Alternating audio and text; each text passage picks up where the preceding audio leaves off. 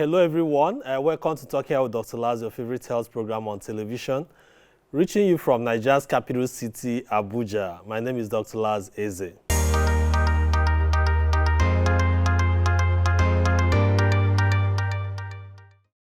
Yes, still in the euphoria of the new year and pre-election year here in Nigeria.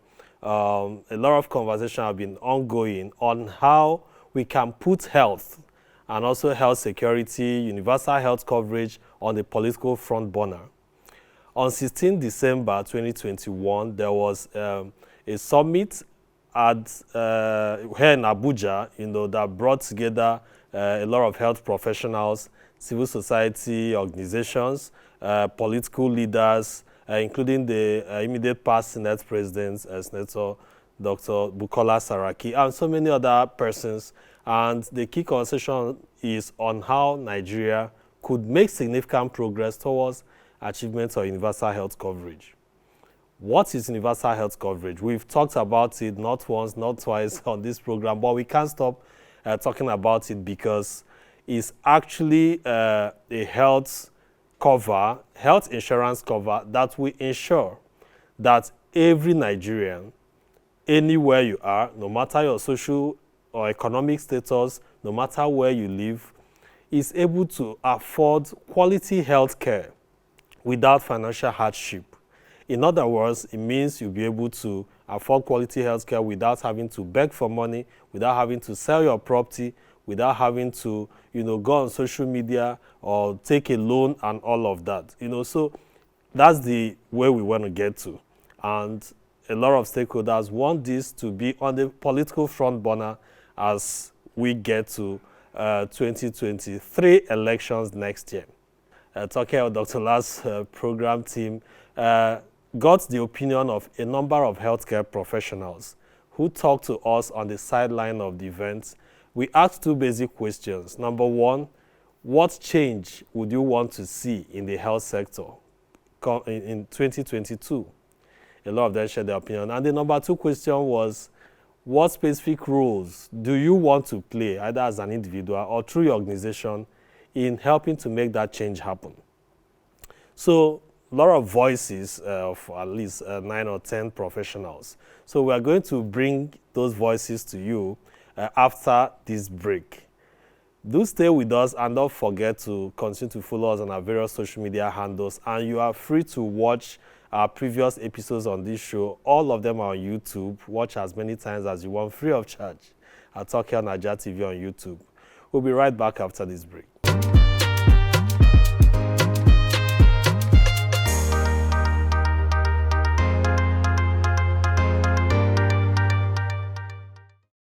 The change we seek is a change where every Nigerian, wherever you are, urban, rural, will have access to quality health services. That's the change we seek, and that's the change we demand from.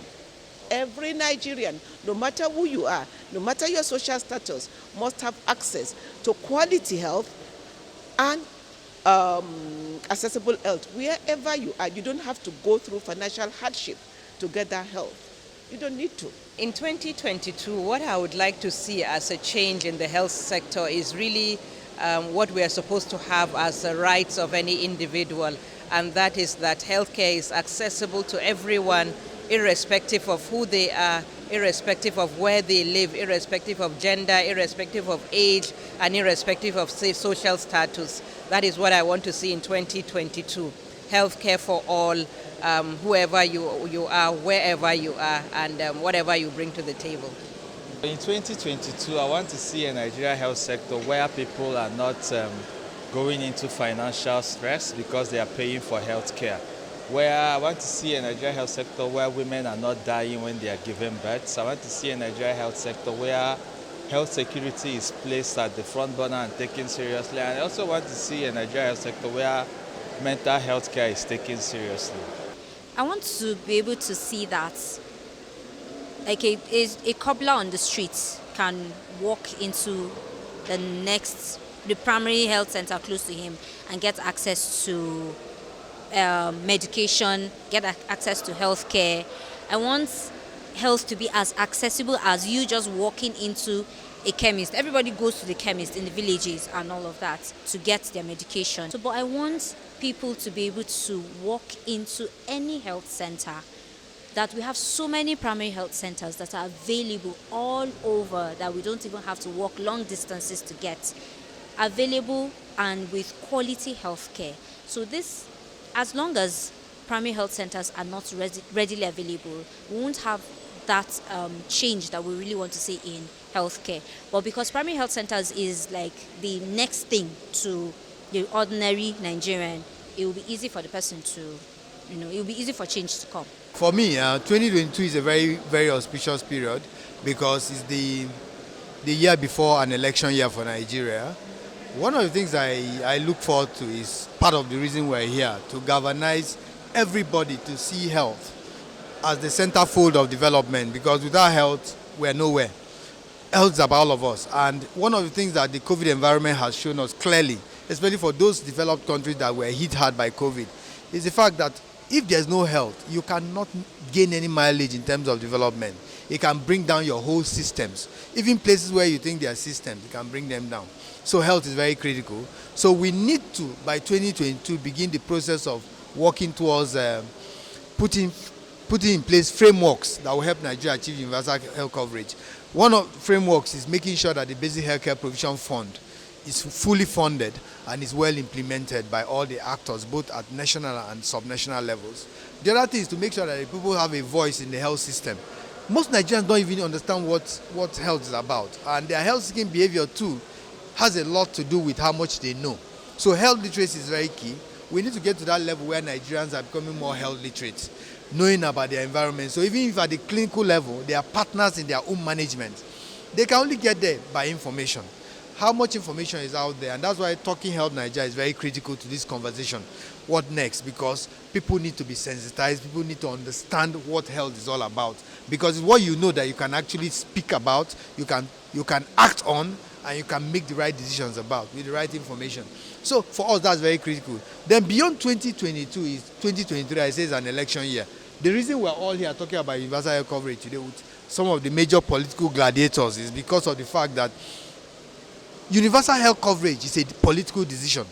You cannot achieve universal health coverage anywhere in the world without the politicians being part of it or privy to that decision making. They have to do, and the only way you can get them, one, is to get them to understand what UAC is.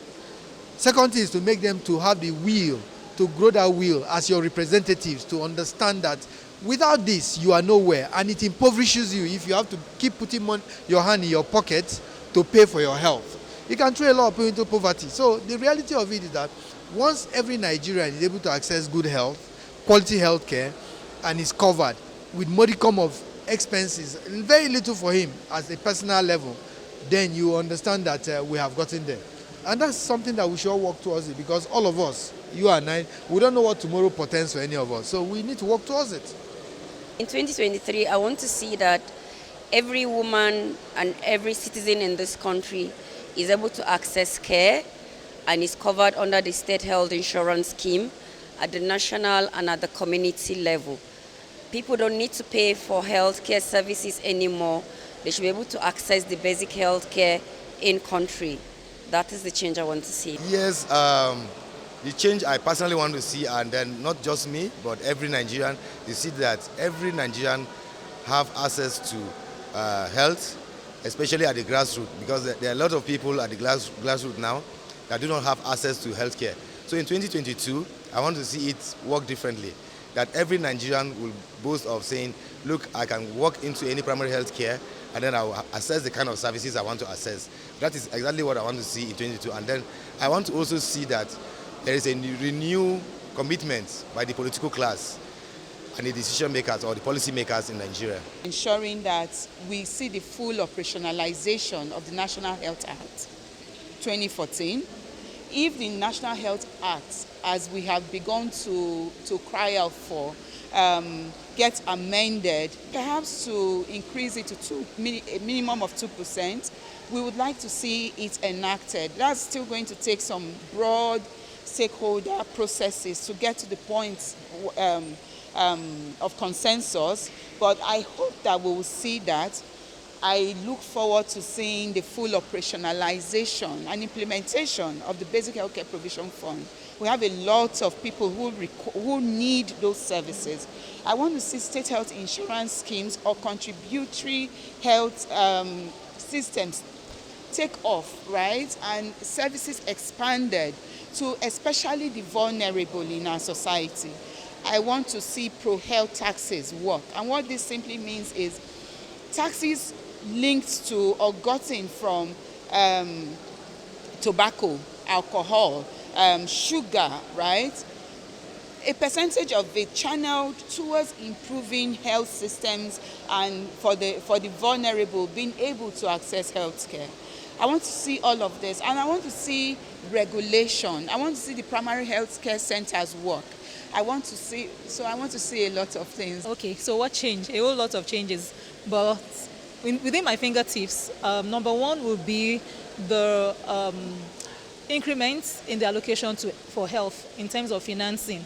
So there's this 15% Abuja declaration that we are hoping that all states, will be able to allocate at least 15% of their GDP to health, and so that in aggregate, both at the national and at the state level, 15% is being allocated to health in Nigeria.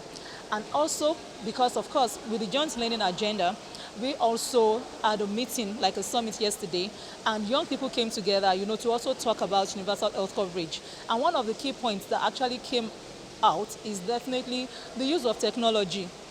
In Nigeria, we must actually be technology driven to drive universal health coverage in terms of data capturing as well as data analysis. So how do we capture data? Because for any change to happen in Nigeria, for any decision to be made for change to happen in Nigeria, it has to be data driven, evidence based, and so that we can rightly allocate resources to where it is being needed. So yes, let's use technology. And there are a whole lot of innovations from young people, in terms of technology for health. We should actually, put that into consideration.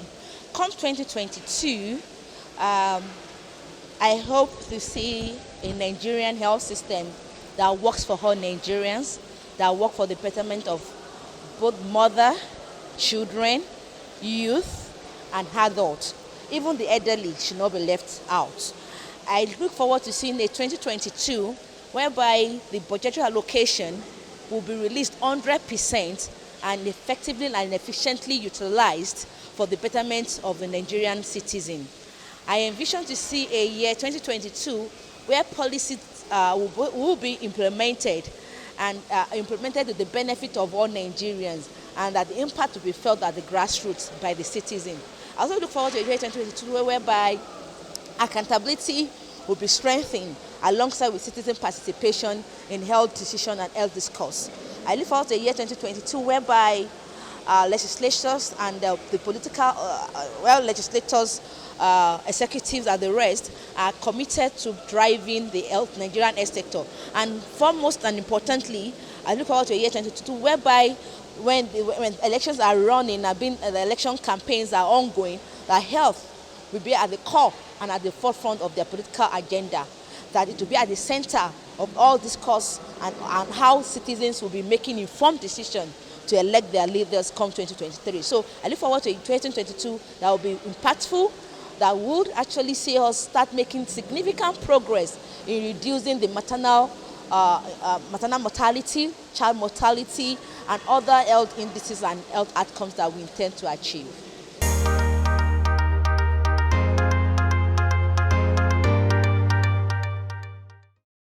A lot of voices there. Let's take another break. When we return, the second aspect of the question will be getting the answers. Do stay with us.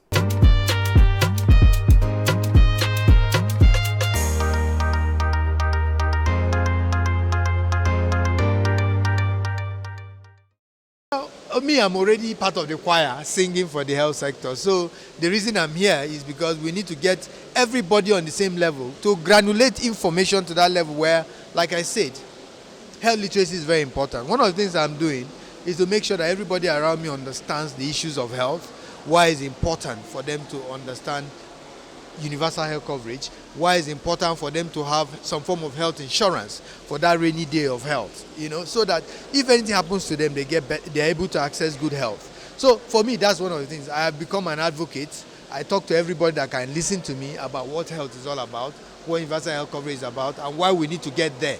Because it can happen to anybody. There's no guarantee that you have a right over health for tomorrow. And the only way you can be sure of where you will be is if you have some modicum of cover that protects you when that rainy day comes. So these are part of the conversation. And also, moving forward, I also want to continue my own part in terms of talking to my political associates to understand that the thing resides with them. Political will is key to universal health coverage. Without political will, I cannot go and change systems. It's the people who make those decisions that can change these systems. So let them understand that the best value for health they can give Nigerians is to move towards universal health coverage. So my own contribution, actually, even I've started, because even engaging young people is actually one of the things. What I know in Nigeria is that citizen participation is very low. Citizens don't even know. So you cannot track, you cannot monitor, you cannot enjoy what you don't know. And so as civil society organizations, I'm definitely charging, and I'm also already engaging a whole lot of young people, media, as well as civil society organizations to come together to sensitize and educate the populace. They need to know how much is being allocated for health in their community, and then how much has been released so that they can monitor. And beyond even monitoring, they need to also know what are the packages, what are their rights, what are the benefits they are supposed to enjoy, so that they can ask and go for it. And so for me, citizens have to actually know and also participate and monitor.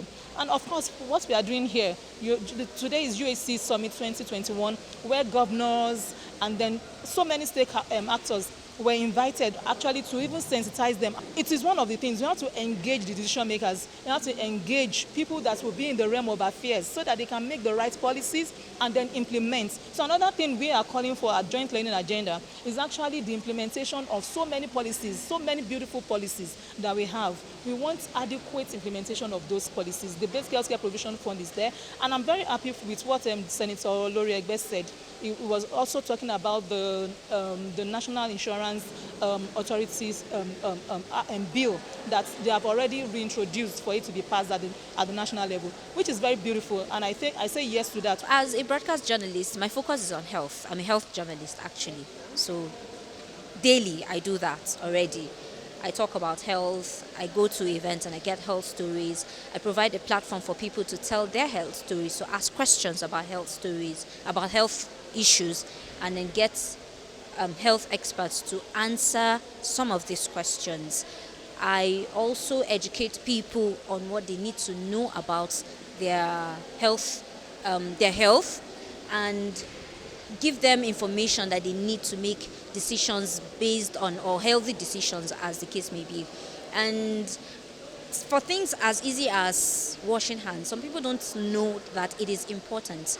So sometimes, like, they call me health prefect at my place of work because I'm always on people's cases. Immediately someone enters the office, the next question is, have you washed your hands? And some people go out and the next thing before you will appear and say, have I washed my hands? So every time I'm always hounding people to wash their hands because it is very important. I mean, we can get like 20% of the diseases or infections that happen. If we wash our hands, we will do away with probably 20% of that. So I'm constantly doing that, giving information, educating people on good health habits and anything that has to do with health choices, really. I think I can do a lot, and I'm doing actually a lot as an individual and also at my organization, Pathfinder International. As an individual, I raise my voice anywhere I can to ensure that at least both the citizens are able to access free healthcare and also access quality healthcare. And this is what I'm doing, is also talking to you right now to encourage the citizens. And also as an individual, what I try to do is to increase the information to people, because many of our community people are not even aware of their health status, of what they need to do to get quality services, of their rights, that's their health rights as a citizen. So I try to share more information about that.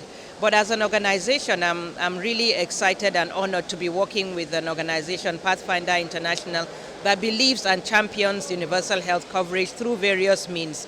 One is to support financial access, advocate to policy makers to ensure that the health sector is prioritized in budget, in releases, in funding in generally. And then the second is also physical access. We have some projects that we support the governments and private sector, working with, for instance, the Nigerian Union of Road Transport Workers to ensure physical access to healthcare so that women and children, when in need of emergency services, can access healthcare, without really financial hardships. And another thing that we do is to also try to improve the quality of the healthcare itself. So through our projects, we support training of healthcare workers, specifically on reproductive health and maternal and newborn health services, so that they can provide the highest quality of care that they can. We support the government with supportive supervision, mentorship, so that at least we try to encourage the standards of care to be at par with anywhere in the world. Personally, what I will contribute to that process is that those of us who are working in the civil society space, will continue to advocate to see that there's improved healthcare delivery in Nigeria. And then also as a politician, I want to see that personally I contribute, towards ensuring that health policies, legislations, are being put in place to cater for, universal health coverage. And then as well, I will want to advise everyone that, look, for us to be able to contribute to ensuring that there's universal health coverage in Nigeria, all of us should participate, not just engage the political leaders, but also ensure that you are part of the process of making legislations to ensure that universal health coverage comes to play and that every Nigerians benefit, nevertheless your class, whether you are your lower class or the middle class or the higher class. That is personally what I want to contribute, and then what I will advise every Nigerian to be part of. I know everybody cannot be in the political space, but those who feel they can contribute to the political space by being, or participating actively into politics to be elected, so that they can contribute their quota by making or ensuring that legislations are being put in place to ensure that there's universal health coverage, will be fine for all of us and better for every Nigerian. I've been giving my time, my resources to this. I've worked closely with stakeholders, like I talked about before, with the Federal Ministry of Health. I have excellent relationships with them. As an individual, and of course, representing LISDEL and funders of some of the projects that we implement. So we have a number of grants. So LISDEL's role has been facilitative. Like I say, it's really very important to work with stakeholders, because we can sit in our office and say, oh, we need to do this XYZ, and we'll get it done. But it won't be owned by anybody. So it's important that all of those people at federal level and at state and at subnational level are engaged from the beginning, and that they contribute to it, and that their input is taken on board. We are all Nigerians, and even those that have been working in this sector that are not Nigerians are here to help catalyze processes that will improve our system. So we all have to reach an agreement to say, okay, this is the way forward, this is how we should go. And I hope that LISDEL will continue to play that role of bringing people together, to work together, to agree, and then to move forward. Because it's really not enough to agree, but we have to put deliberate steps, take deliberate actions to see that we implement and that we track and that we report progress. As an advocate, as a health communicator, in the organization where I work, one of the things that I hope to do, and I currently do, and I will continue to do, is to continue pushing for, these changes in the health sector, bringing attention to them. Where there are issues, bring them to the limelight, and importantly, if there are, things that are working beyond, bringing out all the issues and, advocating for change. If they are the ones that are working, bring them to the limelight so others can learn and hopefully learn from these things that are working, replicate them, and, we'll have more solutions to address these issues. My contribution will be that we'll continue to advocate to the stakeholders, continue to advocate to every stakeholder in country to ensure that every Nigeria is able to access care from the primary health care to the secondary and tertiary, so that healthcare services is not going to be an issue again. Every child, every mother, every father is covered with the healthcare services. As a Nigerian citizen, first and foremost, I pledge to ensure that I do my part as an advocate. I will continue to speak to ensure that the government is held accountable, that citizens participate in the issues of health as it concerns them. I, as a citizen, I also commit to see that through my organization, we will be championing a demand for health insurance by ensuring that the government is able to allocate more resources to health, especially for the vulnerable. And for me, myself, I'm also going to support that movement by so ensuring that I give out health insurance packages to people as gifts. I'll also be leveraging on my platform as an immunization advocate to ensuring that people get immunized. I'll also be doing that as a mother, as a woman, as a lady. I will also be ensuring that we all adopt good and healthy behaviors. I'm also going to be leveraging on my platform to continue to speak for the voiceless and continue to advance and advocate for a system that works for all citizens, irrespective of their class, age, or where they come from.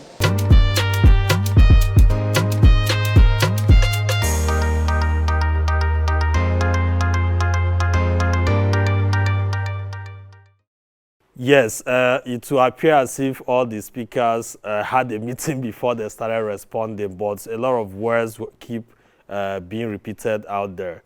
So we hope that this change gets to happen, and I really commend these health professionals who have already made pledges on the roles they're going to play. You that is watching, what role are you going to play to see the change we so desire in our health sector this year and beyond? Thank you for watching. My name is Dr. Laz Eze. See you same station, same time next week. Bye for now.